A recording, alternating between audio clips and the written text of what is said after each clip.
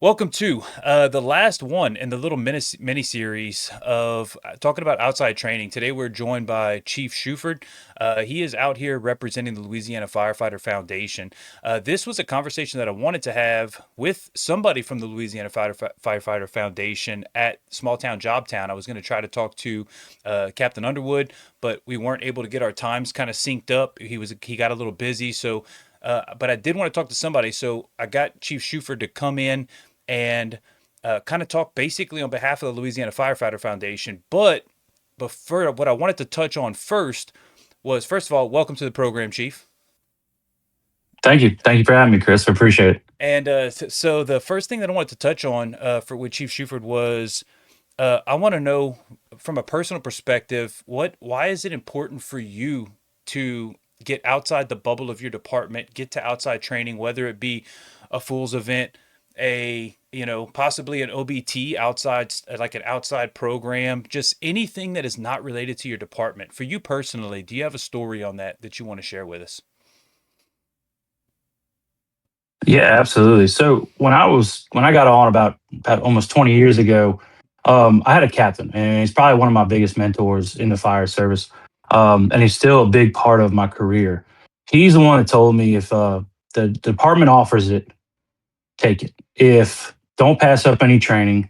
If you find something that you like, go talk to them, see if you can do it. If you can't, go look and find ways to make sure that you go to these trainings. So, I really took that to heart when I was a 21-year-old rookie, just joining the fire service. I've always said that when I join something, I want to be 100% in. It's not going to be 50-50, and that's really where I've been. So I've been to a bunch of outside of the state conferences, and they have some awesome ones. But Louisiana in general didn't really have it. So we were always going. We went to FDIC. FDIC. One of the classes that really resonated with me was This House Rocks, by Mike Dugan and Mike Galliano.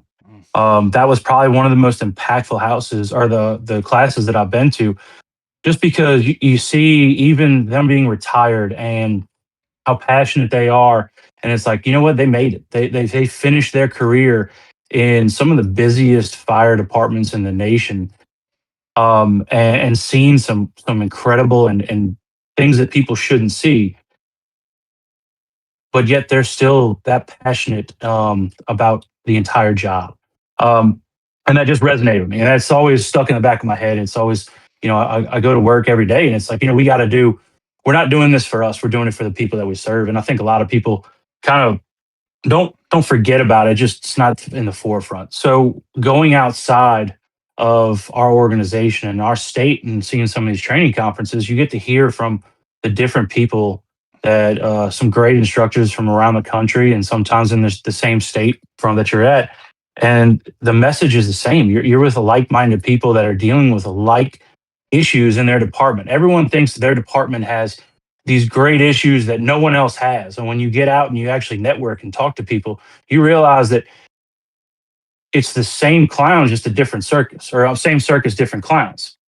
Um, and it really opened my eyes to see that. And you know, the whole I've been to Revolutionary Fire Tactics on the lake in Lake of the Ozarks. David Woodward did a phenomenal job with that conference. But anywhere they've offered that I've tried to put in for, I haven't gotten everything, and I don't expect to get everything because I want the younger guys to it. And it's not to say I'm too old or I'm too experienced to go to these conferences, because I still want to learn. I still want to bring in these old dogs and new dogs that are doing this instruction, and really getting um, their input and what they've seen in their careers, because we haven't seen it all. No one has seen it all. So speak to more people, and you'll be able to see the issues that are at hand. But when we went to Lake of the Ozarks, me and, which, as you said, Captain Underwood, and Reagan and I had went to a bunch of different events, conferences, because we, again, like minded. So we went up there. It's about 11 or 12 hour drive, and we decided we were going to drive. Um, well, it was a long ride back, and when we first got in, we had a great time. I actually think that's the first time I met Justin Mann doing his forcible entry at that conference, his hot drill. So we met a bunch of good instructors, and we're on the way back, and we gotten in the car, and Reagan had, I can tell Reagan had been thinking about this for a week while we're up there. And we get in, I'm driving because I don't trust Reagan driving. He's very, he kind of loses track. He says squirrel and he looks to the left, and then you go to the right off the road. So I believe it. um, I love Reagan, but he says there and he goes, "Hey," he goes, "We can do this." And I looked at him and was like, "Yeah, I mean, I hope so. It's about 11 hours, but we should make it home." And he's like, "No, this conference." And I was like, "What are you talking about?" And he's like, "We can do this conference in Louisiana. Like, we can make one that looks just like this, and it really just stemmed from this." And I was like, "I don't have the time for it, Reagan. I don't. I had at that point, I had two kids under 10 years old. I was busy, and I was like, there's no way. I'm not. I can't do this." 11 hours later, he had me convinced, and He had a captive he, audience. He knew you weren't going anywhere. He's like, yeah, I can work on him the yeah, whole exactly, time. exactly. So we came up with this idea, and the premise behind the Lift conference, which is where the Louisiana Firefighters Foundation really was born from, was bringing top notch training, national instructors, local instructors, and getting the message that we've seen so many places outside of Louisiana into Louisiana. We know that there's certain things in Louisiana that are a little bit behind in some of the tactics, and people are always afraid to get out of their bubble. Well, if we bring the bubble to them, it's going to be a little bit easier. And departments, they can't afford to send people to FDIC all the time. They can't afford to send people to Texas. I mean, it's the costs, and we're aware of that too. Is it's not just the conference price; it's the hotel, the travel, the per diems.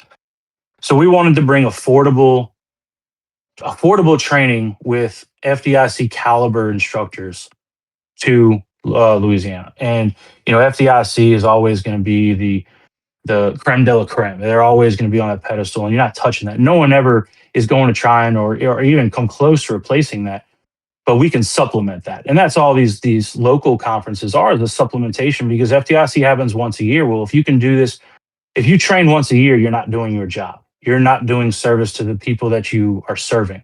So that's a good thing about these local conferences. And that's kind of how it was. And we wanted to keep it at a low cost and bring some of these local departments in. And it's kind of stemmed from there. And, well, well, I let's. wouldn't, Well, I don't need to go ahead. derail you, but let's kind of let's flow off of that to say that not only did y'all start up Lift, which is the biggest conference and it's the most prestigious one in Louisiana, but then y'all are the foundation is very active in helping sponsor and send money out to these other conferences, like whether it be Small Town, Job Town. I've seen you do it. We've seen y'all do it for CAFs. Y'all are giving y'all's own money out to things that are not Lift to try to promote training outside of y'all's little space. So what is and I know y'all do a bunch of other stuff, Stop the Bleed and door donations, and the foundation is involved in a lot of good stuff. But talk specifically about y'all's mentality of giving money to other smaller chapters, Cajun Fools, for us to be able to try to put on these trainings, Right. and just kind of pass on the knowledge. So really, we're all in this together. We all have the same job. We all have the same goal. The same goal is our goal is to serve the community the best that we can and the best that we know how, and still make it home at the end of the day or the end of the shift to our families. We owe that to the community. We owe that to our families, and we owe that to ourselves and our brothers and sisters on trucks with us. So the best way to do that is we could easily sit back and say, you know what, we're going to deal with Lyft, and that's all we're going to deal with. But that's not the mission that we have. Our mission at Louisiana Firefighters Foundation is to make sure that every firefighter has the opportunity to get the training that they can. Every organization has the opportunity to hold the trading and bring in these outside sources, and that's kind of where we want to do is, you know, there's no competition. Like I said, we're all in this together. We're all one team, but we can we can't be everywhere. We're still a very small organization, so Lyft is once a year. But if we can do these other conferences throughout the state and hit these different departments that may not be able to send them to Lyft, because like I said, everything has a cost. So maybe they can't do it. So you know what? We're gonna help as much as we can with small town, job town, with CAFs. Um, we're looking at possibly doing something in North Louisiana. Those are different ways that we can help and still push forward the fire service and educate the community. And it doesn't just stop with the firefighters because, one of our biggest things as the Louisiana Firefighters Foundation is educating firefighters, but also educating the community. We're trying to get into schools. We've taught over I think it's over 1,400 teachers in the last few years, and it's a ready teacher class that we have. And with that class, it's free. We get into these schools and we teach these teachers how to stop the bleed, apply tourniquets, swat tees, pressure dressings, stuff like that. Because if you look at it in reality, we call ourselves first responders, but we're not. The first responders are the ones that are already on scene. So if they can start the process and help save a life, and we get there and then we take over and we can kind of finish the process that they already started. It's gonna create a success rate that all of us want to see.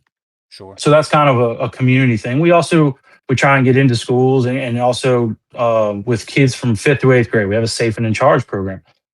Again, we're just teaching these children how to. It's not just business skills; it's business skills that we teach them CPR, train them in CPR, Heimlich, and with babies and children. And it's just a tool that they can have that maybe they would never have seen until they're adults. And the last thing we want to see is I didn't know what to do. If something emergency happened in front of them. So that's kind of the offerings that we have. And again, it's all because we want to make sure that Louisiana in a whole is in the best possible position when it comes to emergencies. And that goes for everywhere from community to citizens to schools to firefighters. Sure. Kyle, I could talk to you for a very long time, but I know you got other stuff to do, and so do I. I got to go be dad. But I got language arts to go handle right here. He's like, "When do you have time for language arts?" Oh I'm like, yeah, "Let me knock this thing out, and we'll jump on language arts." Um, Listen, the Louisiana Firefighter Foundation, I believe, is a good foundation. It's a good organization doing a lot of good things. I appreciate you coming on. I appreciate you coming on and giving that view of outside training. We appreciate everything the foundation does for not only putting on a great concert conference at Lyft. And boy, y'all's lineup real quick. Y'all's lineup for next year is crazy. I don't know how you keep up, one up in it, but you got Big Bass coming. You got David Rhodes coming to keynote. Y'all are doing a great job, fantastic stuff over there. A lot of great instructors. So if you're seeing this and you've never been to a conference and you're in Louisiana, Lyft is an unbelievable place to start. Maybe too good. It might I say the expectation. It might be so good that you'd be like, well, what is there anything bigger? There's not a whole lot. There's not a whole lot bigger than Lyft. It's a great thing that they have going. So, yeah, we appreciate the value that you're adding to the fire service, contributing outside of your own little bubble. Because, like you said, you could hoard all the money, say this is all for Lyft, but that's not what y'all are doing. Y'all are saying, hey, we can help these much smaller departments who can't afford hotel rooms and travel and all this stuff over to Lyft. But if y'all are doing something cool over there, here's a little bit, and then it's almost like I don't want to say a mini Lyft, but it really is like a super tiny mini Lyft where guys that may not have the opportunity to get there can get some training on search and ladders, and we can try to contribute the things that I learned at Lyft. We can try to contribute it at these little smaller events to where right. they may not make it all the way to Baton Rouge. So, um, Kyle, I appreciate you joining me, and maybe let's do it again sometime, huh? Absolutely, Chris. I appreciate it, and thank you. Yeah, thank y'all. Appreciate it.